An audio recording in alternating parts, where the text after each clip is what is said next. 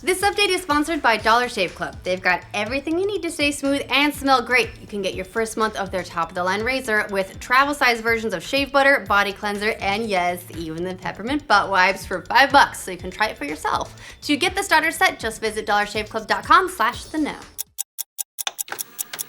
Welcome to The Know. I'm Ashley, and the good times keep on rolling for the Switch. And, well, for Nintendo in general, actually. The NPD Group reports that the Switch was the top-selling console in the US for the month of October, followed by the Super NES Classic Edition at number 2. In addition, when you combine that with the 3DS system sales, Nintendo systems made it up to 2/3 of all consoles sold in the United States for the second month in a row. That's a lot. As for games, Nintendo claims Super Mario Odyssey was the top-selling game of the month, which is even more impressive considering that it launched on October 27th. But some other sources, also citing NPD, say that Middle-earth: Shadow of War was actually the top game in October. Still trying to figure out who's right there, but safe to say that both games had a great month. In all, we might be seeing a little bit of an upswing in console sales. More than 1 million units of console hardware were sold in October, which is the first time that's happened since 2011. So good job, everybody.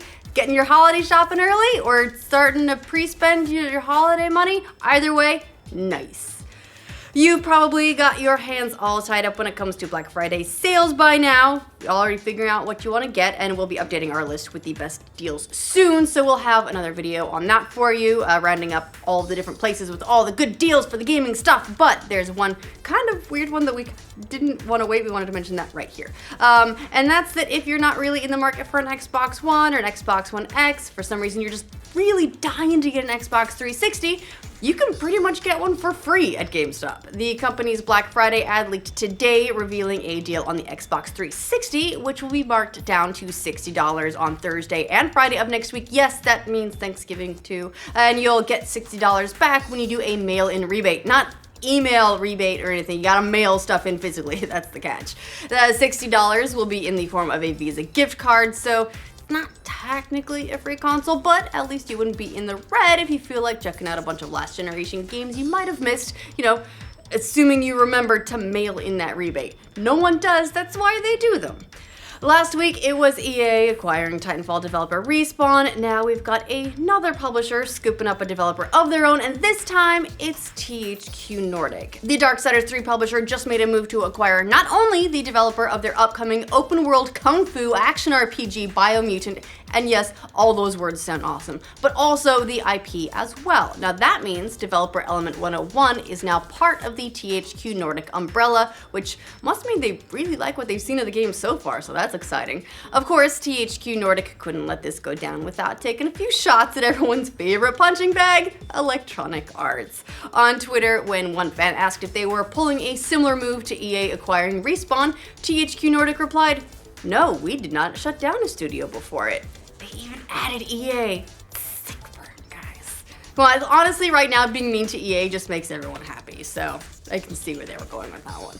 One ongoing major story in the video game industry over the past few years has been Vivendi's apparent impending hostile takeover of Ubisoft. But in light of Ubisoft CEO Yves Guillemot's recent attempts to hold on to more of the company, buying back stock, everything they can do, it looks like Vivendi might be backing off from its gaming ambitions, well, for now, at least. Vivendi said in their Q3 earnings statement that while they fully intend to pursue more activity in the gaming sector, and their shares in Ubisoft represent a $1.1 billion investment, so not insignificant, they do have no intention of doing that in the next 6 months.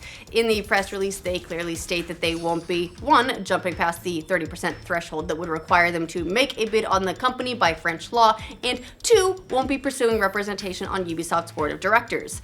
All great news for Ubisoft and the Guillemots because it means they've got at least 6 months to breathe a sigh of relief. However, the company won't exactly be sitting on their laurels. Ubisoft said in a statement, "Ubisoft takes note of Vivendi's statement. We will remain vigilant about their long-term intentions and will continue to pursue our strategy of growth and value creation in the interest of all our shareholders." Translation, come at me, bro.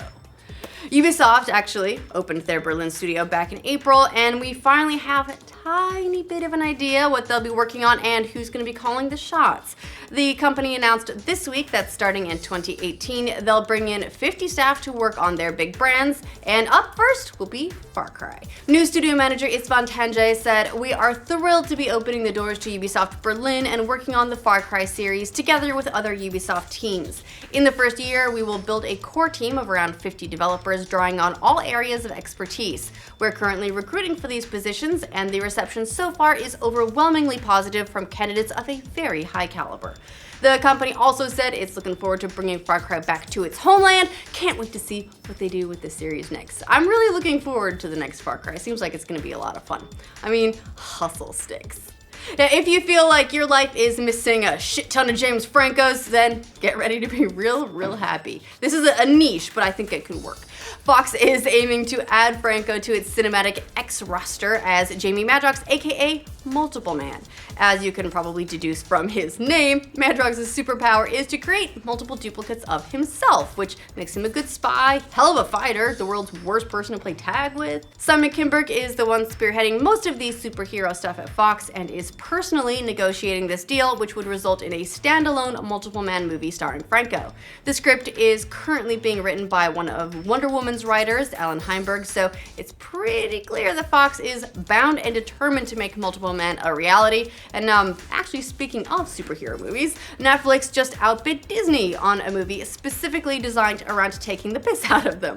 The film is called Super Normal and will star a Jedi in training, a snowman, and a Gaston?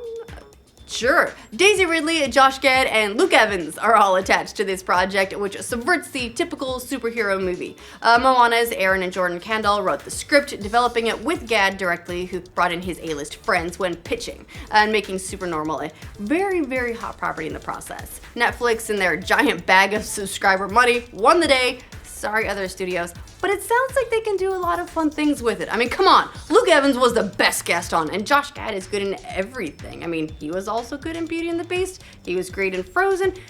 He's just real good. And we like Daisy Ridley. She's gonna be a Jedi, we hope. Fingers crossed. Actually, we're less than a month from The Last Jedi hitting screens, and the runtime starting to pop up on theater websites, and guys, it's gonna be a whopper. Prepare your bladders, folks. Star Wars Episode 8 will run 150 minutes. That's exactly 2.5 hours if you're bad at math, which makes The Last Jedi officially the longest Star Wars movie ever made, a record previously held by Attack of the Clones, which clocked in at 142 minutes. Man, December 15th cannot get here soon enough. I'm so excited. And you know what I think I might do is just bring like a colostomy bag. That could work, right? Do you think they allow those, or do you have to like check them at the door? Anyway, Justice Smith will be teaming up with Detective Pikachu for the first Pokemon live action film. The Get Down star has been hired by Universal to be the human counterpart to an intelligent talking Pikachu who solves various Poke crimes while wearing a Sherlock Holmes style Deerstalker hat. The film's going to be directed by Goosebumps' Rob Letterman and written by Guardians of the Galaxy's Nicole Perlman and Gravity Falls' Alex Hirsch. So lots of promising talent on board, which is good because this is crazy. They've got so much stuff to bring together. Smith will next be seen in the giant franchise sequel, Jurassic World: Fallen Kingdom, if you want to check that out. If you've been waiting for a new Incredibles movie for the last, I don't know, 13 years or so, hey, good news, your patience is about to be rewarded. In a tweet today, Disney Studios says that a trailer for the new movie is coming tomorrow during College Game Day on ESPN. The tweet also featured a very brief, way too brief video that said something incredible is coming, which of course has got us all very excited for the return of the animated superhero franchise. We know that director Brad Bird will be returning after he made the first one way back in 2004.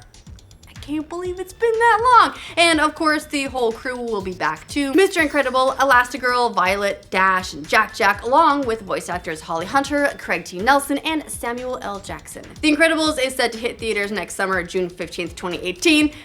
It's crazy that it's coming within a year and we haven't seen anything of it yet, because it feels like movies get like teasers or whatever, like a year out sometimes, but either way, I'm really excited and can't wait. Apparently, robots have learned how to do backflips. So hey, It's gonna be really great. They'll be able to do these super sweet celebrations after they murder us all.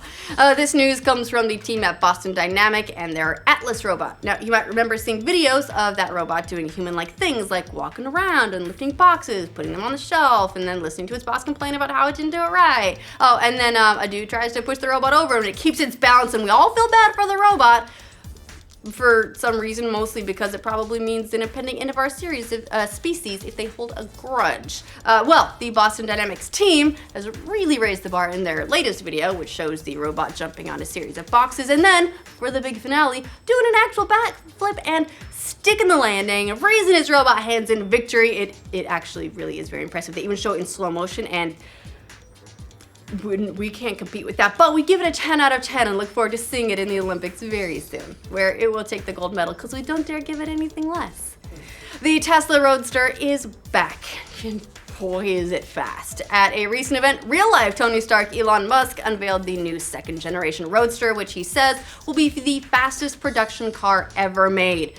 You want to know how fast that is? Well, it can reportedly go from 0 to 60 miles per hour in 1.9 seconds, so that's fast, and if that's true, it would be the first time a production vehicle broke the infamous 2-second threshold.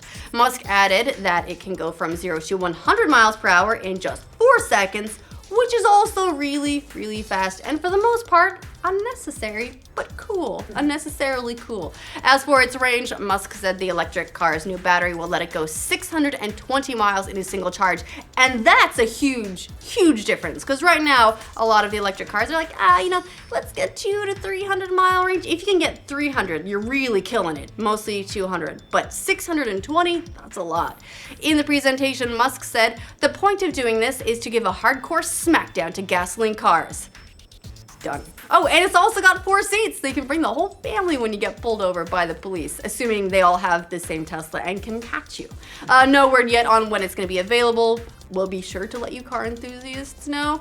I think the deposit that you can put down already is pretty insane. It's like $5,000 for the base version. It's like, I don't know, $1 billion for the Founders Edition. It's a lot anyway. It's gonna be a very expensive car. Those 620 miles don't come cheap. Anyway, that's all the news for this roundup. So let us know what you think of all these updates in the comments down below, but mostly the Incredibles. And to make sure you get all these kinds of crazy news from every corner of the internet every weekday, like this video. If you're new to this channel, subscribe to The Know. We do lots of news all day, every day about all the stuff that we really like. So if you like this stuff and we like this stuff, well, we can news you this stuff.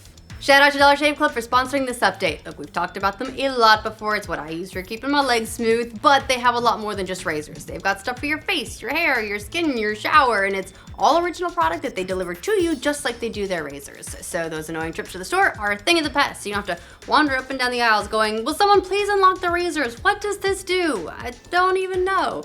If you want to give it a try to see if it's for you, they've got a new deal where they'll send you a month's worth of their best razor, plus travel size versions of their shave butter, body cleanser, the peppermint butt wipes, so you know why Gus always looks so happy. After that, replacement cartridges ship for just a few bucks per month. I mean, come on, who doesn't want a butt that smells like peppermint?